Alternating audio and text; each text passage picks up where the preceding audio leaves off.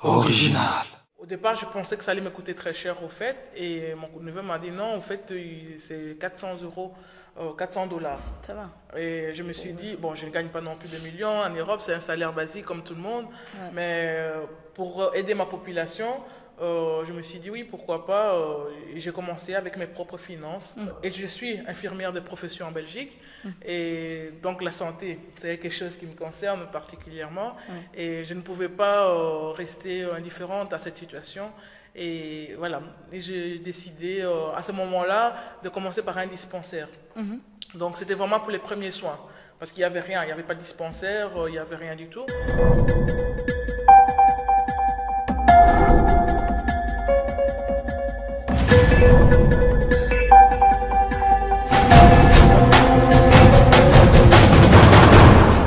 Bonjour, Tisna, journaliste pour Congo Mikili Intégral Média. Donc aujourd'hui, mon interview concerne une vidéo que j'ai trouvée par hasard sur Internet. Et la vidéo parlait d'une inauguration d'une maternité à Kinshasa. Donc on va regarder les images et on revient après pour l'interview.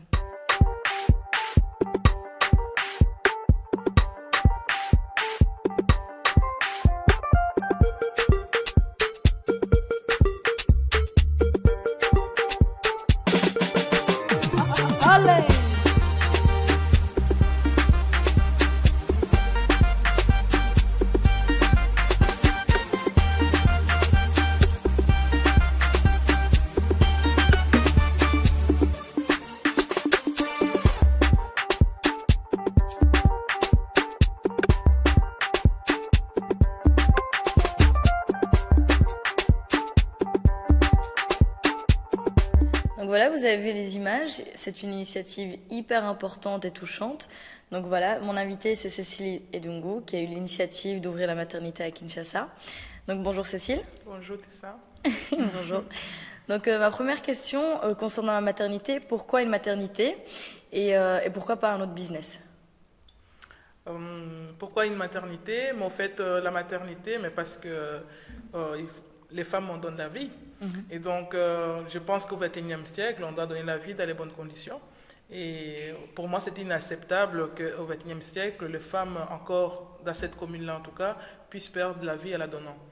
Et c'est pour ça que j'ai créé la maternité. Super initiative. Et concernant la maternité, comment vous avez monté le projet? C'est à partir de quelle structure? Est-ce que ça a été facile, difficile? Ça a été très difficile au départ. En fait, on n'avait pas tout de suite une association comme on est maintenant, une ASBL.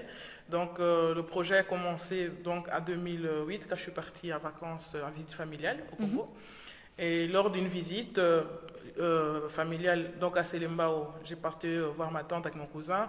Je me suis rendu compte que dans ces milieux-là, vraiment un milieu très perdu. Je me demandais même si j'étais toujours à Kinshasa. Et arrivé à cet endroit où il n'y avait pas de moyens de locomotion, donc à part les motos qui arrivent sur place, ou bien alors vous êtes en jeep. Et comme nous, on n'était pas en voiture à ce moment-là, donc on a dû emprunter des motos pour arriver jusqu'à cet endroit. Et c'était vraiment difficile. Difficile d'accès. Très difficile d'accès. Et en revenant de chez ma tante, donc, on raconte à ce moment-là une dame qui devait marcher des kilomètres pour aller accoucher, entre 2 et 3 kilomètres à pied, avec les douleurs, les contractions et tout ça. Je suis maman de 4 enfants, donc je sais... C'est pas supportable comme douleur. Je sais la douleur, c'est pas supportable, et surtout de pouvoir marcher et dans les collines, parce que c'est Lemba, à l'endroit où on est, il faut monter, donc c'était pas facile pour cette femme. Et je suis infirmière de profession en Belgique, et donc la santé, c'est quelque chose qui me concerne particulièrement, et je ne pouvais pas rester indifférente à cette situation. Et voilà, et j'ai décidé à ce moment-là de commencer par un dispensaire. Donc c'était vraiment pour les premiers soins, parce qu'il n'y avait rien, il n'y avait pas de dispensaire, il n'y avait rien du tout.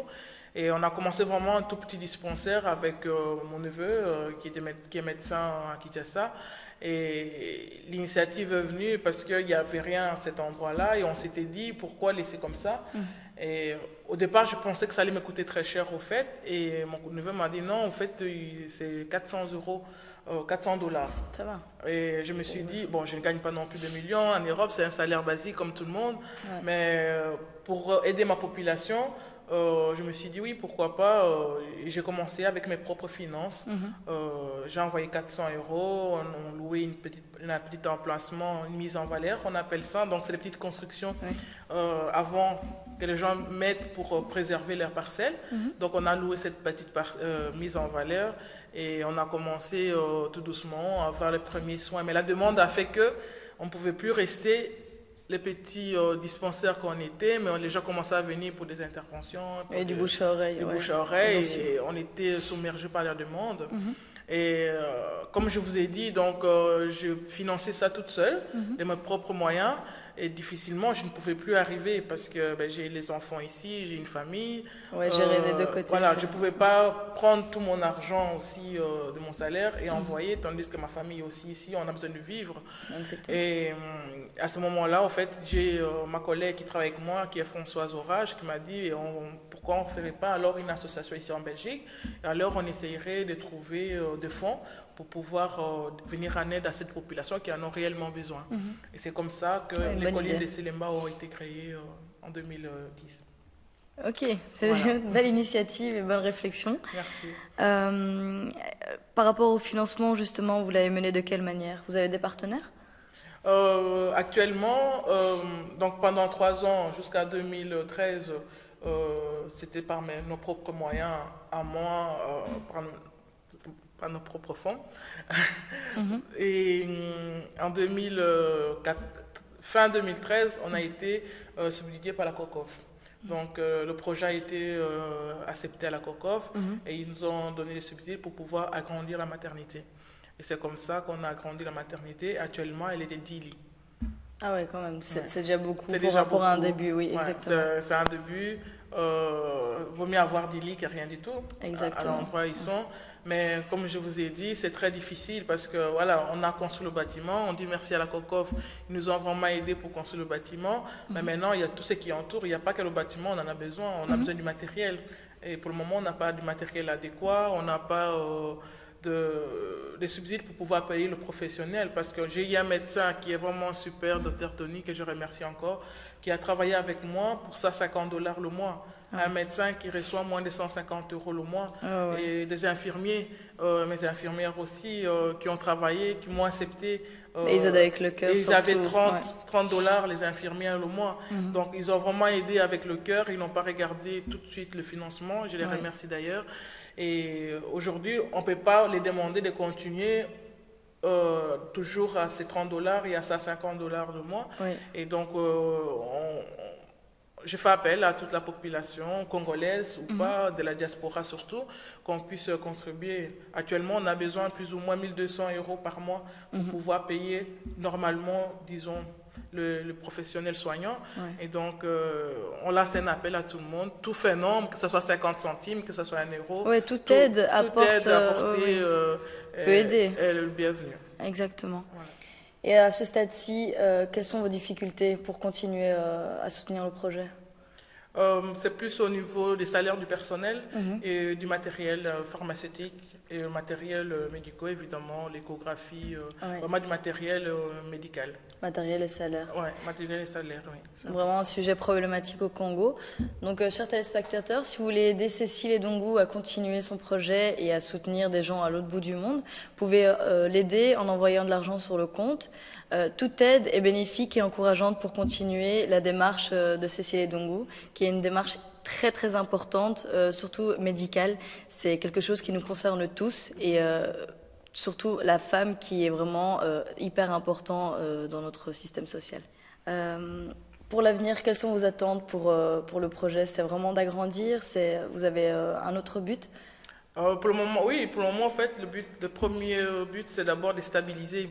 Donc, vraiment que les 10 lits, qu'on puisse devenir autonome, donc qu'ils puissent vraiment pouvoir être stables, que ce soit au niveau salaire du personnel, qu'au niveau du matériel.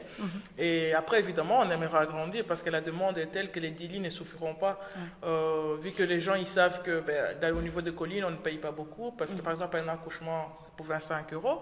Et donc, on est sûr, quasi certaine que d'ici peu, dès que d'autres communes, même les communes avoisinantes, c'est les Mbao vont attendre que le prix là est très intéressant, ils vont venir et à ce moment-là, on sera submergé des travaux. Donc on devrait agrandir les collines et augmenter le nombre de lits de collines de Sélimbao. Et c'est encourageant pour les gens sur place d'avoir des vrais soins et de se dire qu'ils sont vraiment bien soignés sur place. Exactement, oui. C'est bien. Exactement. Par exemple, est-ce que moi, je peux parrainer un accouchement dans votre maternité? Oui, bien sûr. Oui, c'est possible. On invite justement tous les spectateurs, tous les gens qui nous regardent et qui sont touchés par le projet à pouvoir nous soutenir. On peut parrainer une femme pour accoucher pour 25 €. Donc, si tu le souhaites, tu pourrais mettre 25 € sur le compte des collines. Et alors, cela permettra à une femme d'accoucher gratuitement au niveau des collines de Sélimbao. Ah, c'est super, franchement, c'est super. Comment on peut vous contacter justement pour devenir parrain marraine ou pour faire un versement ou se rendre sur place et voir et aider directement et participer au projet surtout? Comment on vous contacte? On peut me contacter via Facebook, les collines de Sélimbao, via mon numéro de téléphone, Idungu CC, donc c'est le 0032 489 11 94 43. Et via le Congo Mikili aussi. Voilà. Super, merci beaucoup pour cette interview. C'est hyper enrichissant et je suis vraiment touchée par votre initiative. C'est une très belle démarche. Donc voilà, c'était Tisna pour Intégral Média Congo Mikili. Merci pour votre invitation. Merci à vous.